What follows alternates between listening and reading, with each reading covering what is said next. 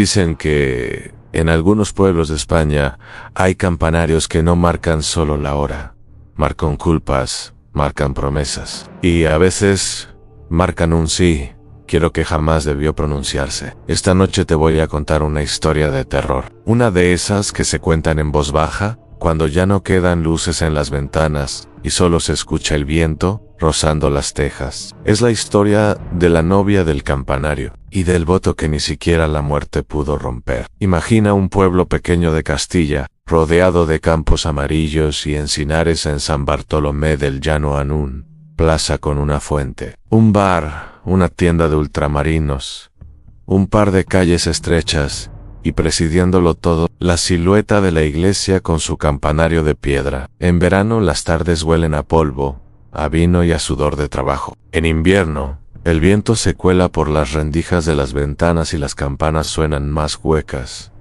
como si la niebla les comiera el sonido. En San Bartolomé, las campanas marcan la vida, tocan a misa, a fiesta, a boda, a muerto. Y también dicen tocaron una vez, por algo que nunca llegó a ser del todo. Era de invierno adelantado, casi Navidad. La niebla había bajado de los cerros y abrazaba el campanario como una bufanda sucia. En el pueblo ya no quedaba nadie en la calle. Solo una luz seguía encendida en la del cuarto del sacristán.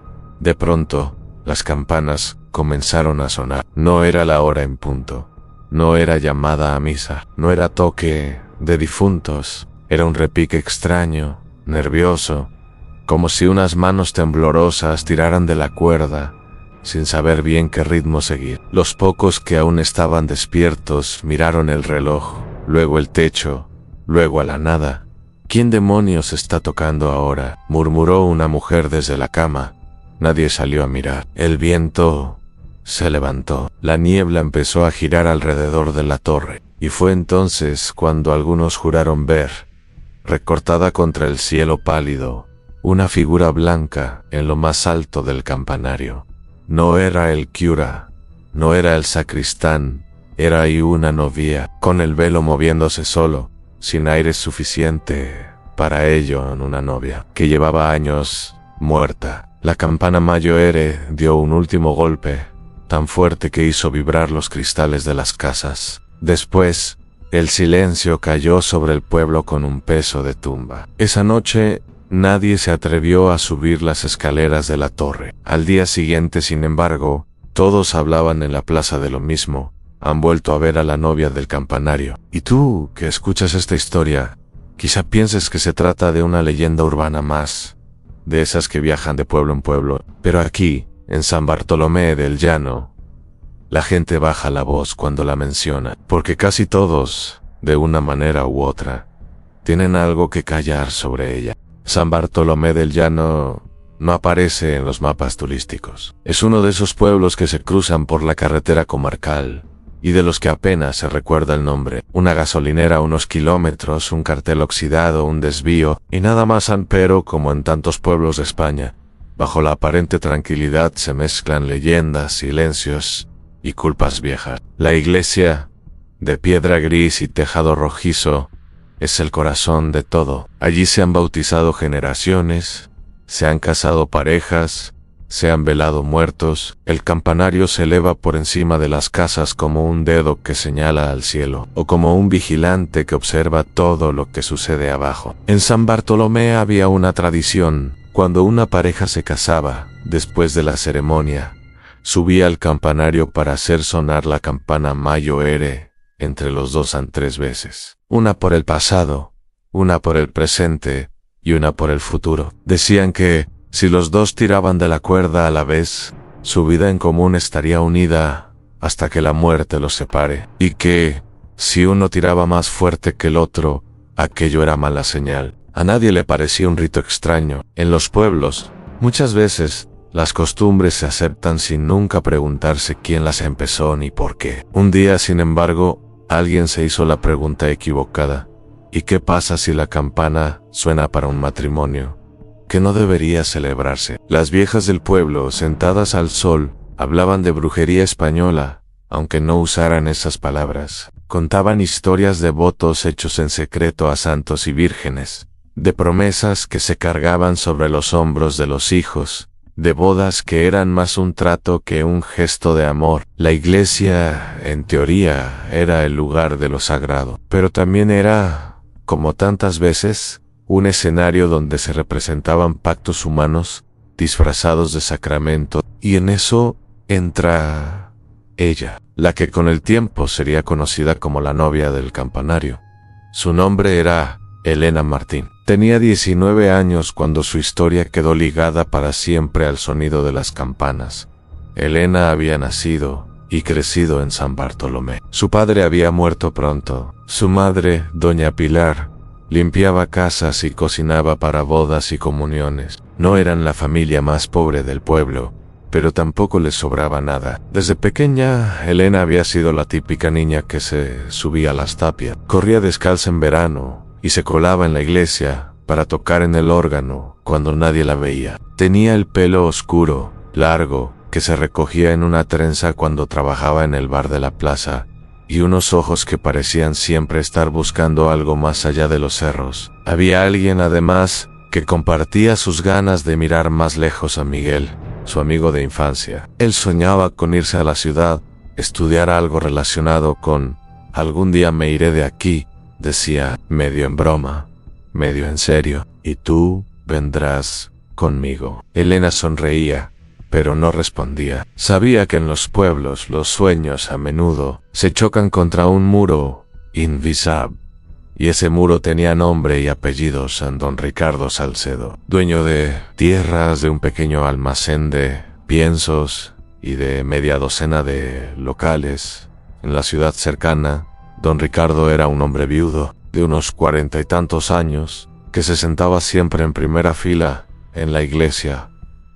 Su mirada era pesada, sus manos grandes, acostumbradas a mandar más que a trabajar. Una tarde, «su hija es guapa», dijo, como quien habla de una yegua trabajadora, buena muchacha. Doña Pilar sonrió, incómoda. «Gracias, don Ricardo, una chica así merece seguridad», continuó él. «Esta vida es dura, y el pueblo, usted lo sabe, no perdona la pobreza. Yo vivo solo, tengo casa grande y...» Hizo una pausa. «Podría ocuparme de que a ustedes nunca les falte de nada». No hizo falta que lo dijera más claro. El trato estaba sugerido. El resto lo harían la necesidad, el miedo al futuro y el silencio. Esa noche, en la cocina pequeña de su casa, doña Pilar habló con Elena. «Hija», empezó, sin mirarla a los ojos a don Ricardo, «se ha fijado en ti». Elena dejó de pelar patatas. Sintió un nudo frío en la boca del estómago. «Mamá, por favor», susurró. «Es como si fuera mi tío. Es mayor. No, es un buen hombre», cortó la madre. «Tiene tierras, tiene negocio. ¿No pasarás hambre? ¿Y Miguel? ¿Qué te ofrece Miguel?» «Un transistor y promesas». La conversación duró horas. Hubo lágrimas, gritos, ahagados, puertas cerradas. Al final doña Pilar jugó su carta más baja. «Yo ya estoy cansada. Elena, no sé cuánto tiempo podré seguir tirando si no piensas en ti. Piensa en mí». Y luego, casi en susurro, confesó algo que hasta entonces no había dicho. «Cuando estabas enferma de pequeña, yo le hice una promesa a la Virgen. La prometí que, si te dejaba vivir, te ofrecería un matrimonio que te asegurara la vida. No puedo romper ese voto. No quiero tentar a Dios». Ahí estaba el voto, no el que Elena pudiera hacer libremente, sino uno que se había hecho sobre su cabeza sin preguntarle. Un voto que unía miedo, religión y supervivencia. Elena sintió que el mundo se estrechaba. Comprendió de golpe que su vida no le pertenecía del todo. Días después, el anuncio se hizo público. Ana Elena se casaría con don Ricardo. Miguel dejó de pasar por el bar. Las viejas del pueblo comentaban en los bancos: «Mejor rica que con un muerto de hambre». Ya querrían muchas estar en su lugar. Nadie se preguntó qué quería ella. En San Bartolomé, como en muchos sitios, el deseo de la novia era lo de menos. Y sin embargo, en lo más alto del campanario, parecía que las campanas habían empezado a pesar más de lo normal. La fecha de la boda se fijó para el comienzo del otoño. El calor no se había ido del todo, pero las tardes ya eran más cortas. Los campos alrededor del pueblo olían a tierra removida, a rastrojo y a humo de quemas controladas. Elena se miraba en el espejo con el vestido prestado por una prima de la ciudad. El blanco le quedaba bien, decía. La peinaron con esmero, le recogieron el pelo en un moño perfecto, le colocaron un velo que caía como una cortina de agua quieta. Por dentro, sin embargo, estaba vacía. No sentía alegría, no sentía ilusión, solo una calma rara, como la que viene después de llorar tanto que ya no quedan lágrimas. Antes de salir hacia la iglesia, doña Pilar la tomó de las manos. No me falles, dijo, es la voluntad de Dios. Elena quiso decir que no sabía de qué Dios hablaba, que el Dios del que hablaban en misa no sonaba a chantaje, ni a trato, ni a deuda. Pero se calló. En la puerta de la iglesia, Miguel la esperaba escondido tras una columna. Había vuelto al pueblo unos días antes por casualidad. Cuando ella pasó, él susurró, «Todavía puedes decir que no». Elena lo miró, con una mezcla de rabia y ternura. ¿Y a dónde me voy, Miguel? ¿A la ciudad contigo, sin nada, para ser la mujer que vive en un cuarto alquilado, la que nadie conoce, de la que todos sospechan? Aquí al menos sé el precio que tiene mi vida». Miguel no tuvo respuesta. La ceremonia transcurrió como todas. Flores, rezos, respuestas mecánicas. Don Ricardo, con su traje caro y su sonrisa forzada, respondía alto para que todos oyeran. Llegó el momento del sí. Quiero. Elena Martín, ¿quieres recibir a Ricardo Salcedo como esposo? Hubo un segundo de silencio, solo uno, pero para algunos fue como si el tiempo se detuviera. La novia miró al altar, a la cruz, a la Virgen, al cura, a su madre, a la gente, al fondo donde Miguel clavaba la vista en el suelo. Y entonces, por primera vez en toda la historia del pueblo, alguien dijo algo distinto. «No lo sé», susurró. El murmullo recorrió la iglesia como una corriente eléctrica. El cura se aclaró la garganta. «Repetimos la pregunta», dijo, con una sonrisa tensa. «Elena, ¿quieres recibir a Ricardo como esposo?» Y ella cerró los ojos, sintió las manos de su madre clavándose en su espalda, sintió las miradas, el peso de los años de discurso sobre la obediencia, el miedo a lo que pasaría si rompía el guión, y dijo, casi sin voz, «Sí en sí». Las campanas tocaron a gloria. Tras la ceremonia, como era tradición, los recién casados subieron al campanario para hacer sonar la campana Mayoere. El sacristán les dio indicaciones, los dos juntos, a la de 3, y no 2. En ese momento, Elena miró por la pequeña ventana de la torre. Desde allí se veía todo el pueblo, los campos, la carretera que se perdía en el horizonte. Pensó en Miguel, pensó en la promesa de su madre, pensó en su propia voz diciendo, «No lo sé», y, en un impulso que no supo de dónde venía, murmuró, casi sin darse cuenta, mirándose en el reflejo sucio del cristal, «Prometo que este voto no se cumplirá del todo, ni aunque me muera, ni aunque me entierren en esta tierra». Nadie la oyó, solo las piedras viejas de la torre, solo las campanas. 3 tiraron de la cuerda al mismo tiempo. La campana sonó 1, 2, 3 veces. La gente en la plaza aplaudió. Una ninadillo.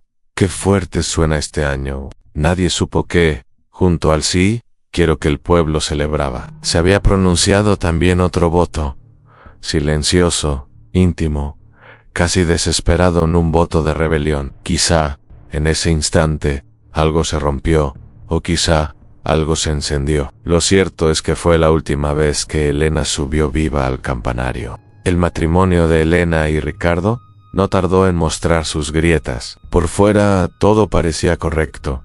En ella iba a misa, atendía la casa grande, sonreía lo justo en la plaza. Él seguía con sus negocios, sus tratos, sus visitas al bar. Por dentro, la situación era distinta. Ricardo era celoso, controlador, rápido para levantar la voz. No le gustaba que Elena hablara con nadie en la calle más de lo necesario, menos aún con Miguel. «Ahora eres mi esposa», repetía.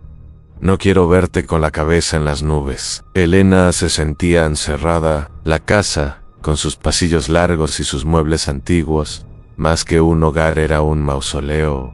Pasó un año. Llegó otro otoño. Un día, el sacristán necesitaba ayuda para revisar el estado de la campana Mayoere. Había problemas con la cuerda. Ricardo, siempre preocupado por quedar bien en el pueblo, se ofreció. «Voy yo», dijo Annie. «Elena me acompaña. Así recordamos el día de nuestra boda, ¿verdad, cariño?»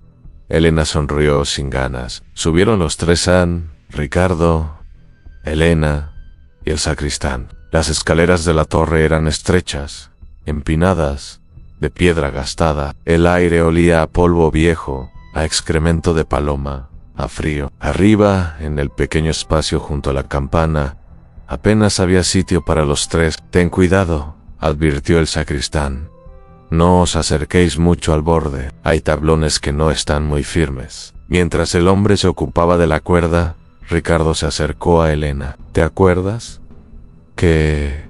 ¿Te acuerdas?», preguntó, con una sonrisa que no llegaba a los ojos. «De aquí se ve todo en el bar. Tus amigos. El que se fue y volvió sin nada».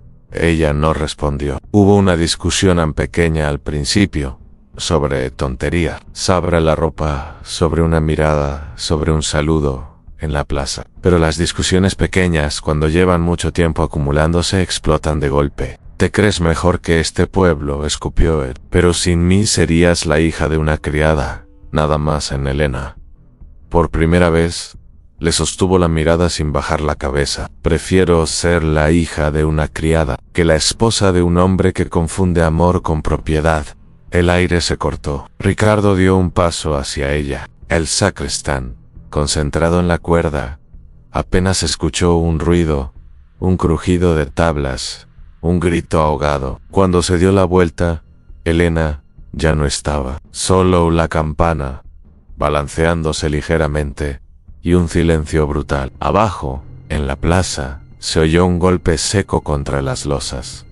Después, un chillido. Luego, nada. El veredicto oficial fue rápido. Fue un accidente. Las escaleras son peligrosas. Anne resbaló. Pobrecita Anne. Hubo funeral.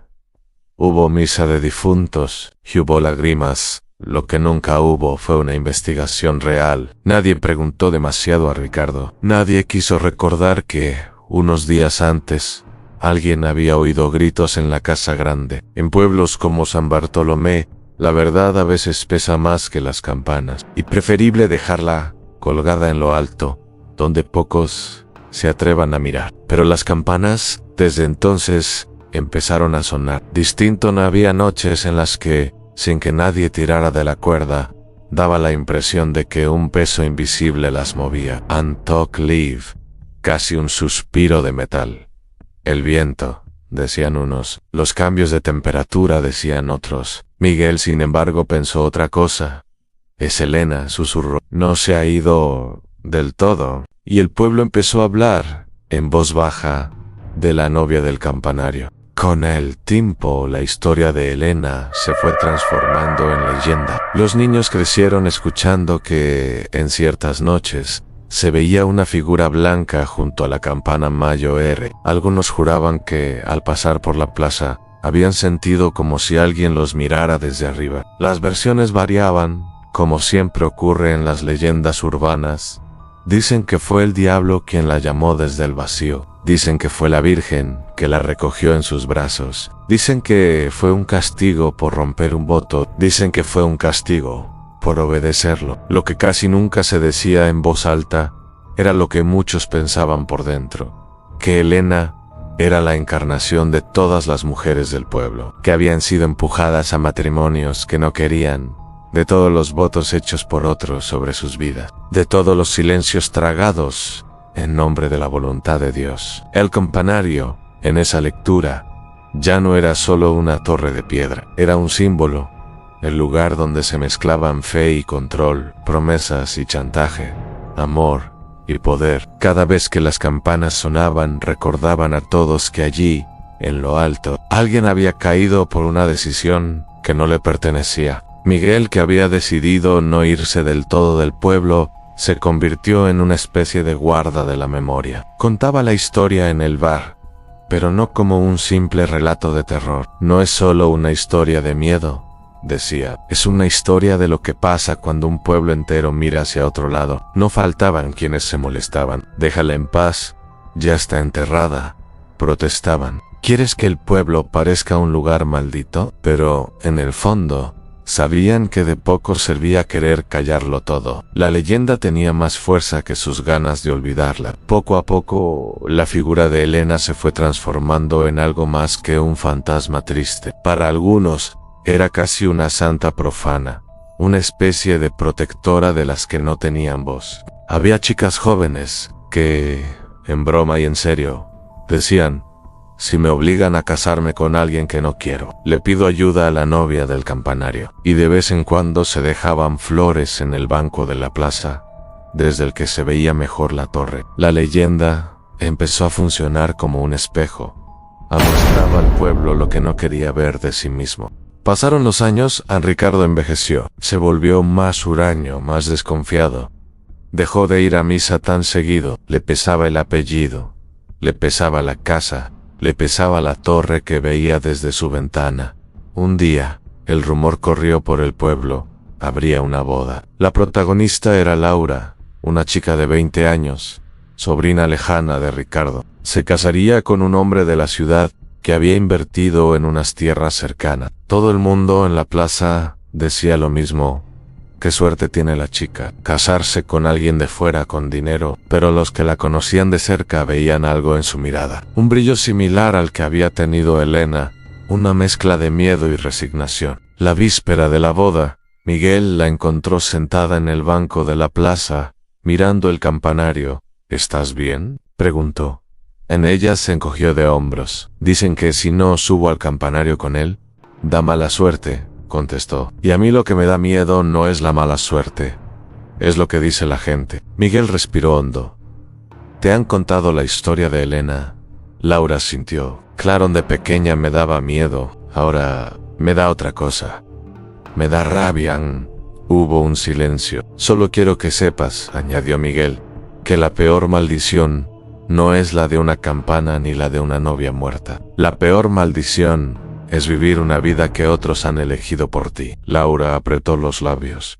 Al día siguiente, la iglesia estaba llena. La boda transcurrió con normalidad, al menos en apariencia. Llegó el momento del sí, quiero. Laura miró a su alrededor, vio a su madre, a su futuro marido, al cura, a la gente, y por un segundo le pareció ver, en el fondo de la iglesia, una figura de blanco, sin rostro. Quietán dijo: sí. Después, como dictaba la tradición, subió al campanario con su esposo.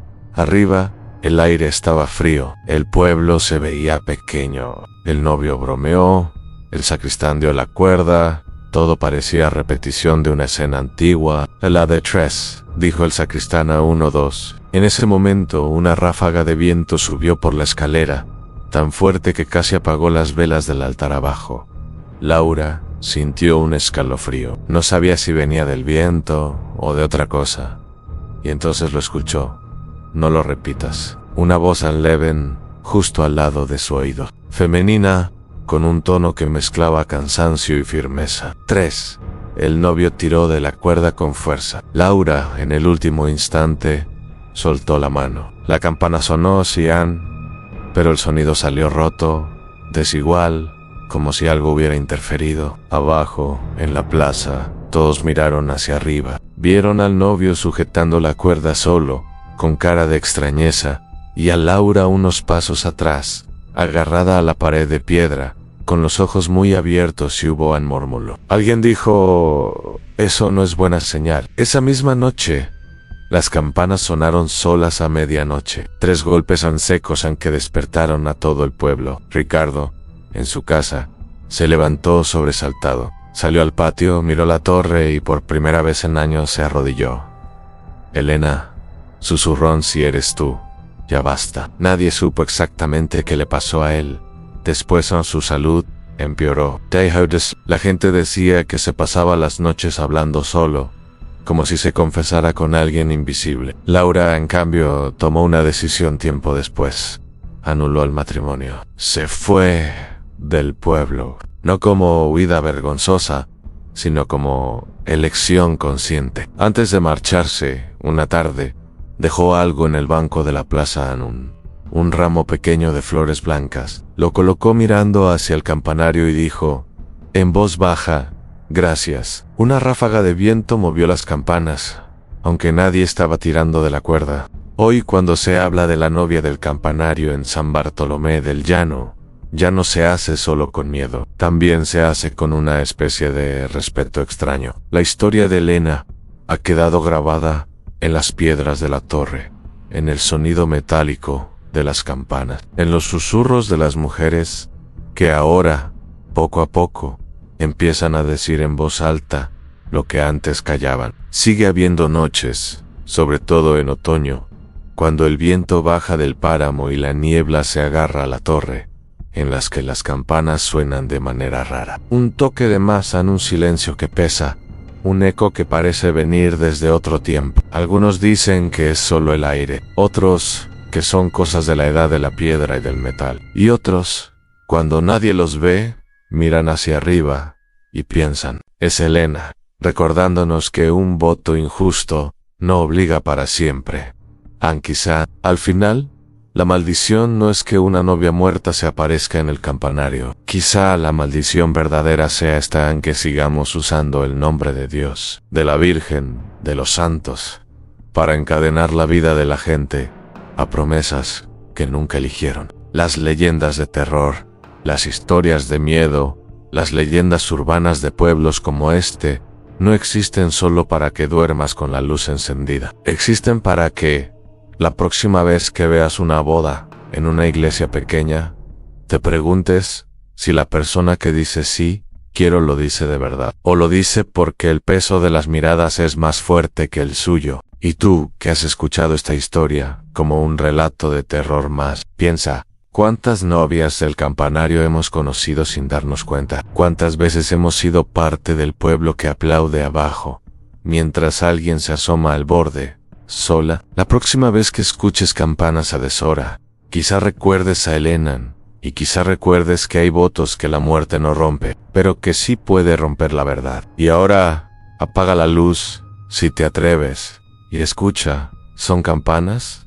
¿Es el viento? ¿O es la voz de todas esas personas a las que nunca dejamos elegir, pidiendo, por fin, ser escuchadas? Porque en este tipo de historias, el verdadero terror no está en el fantasma que se ve en lo alto de la torre, sino en el silencio de todos los que miran hacia otro lado. White, si estuvieras allí, en la plaza, ¿seguirías mirando al suelo, o levantarías la vista hacia el campanario?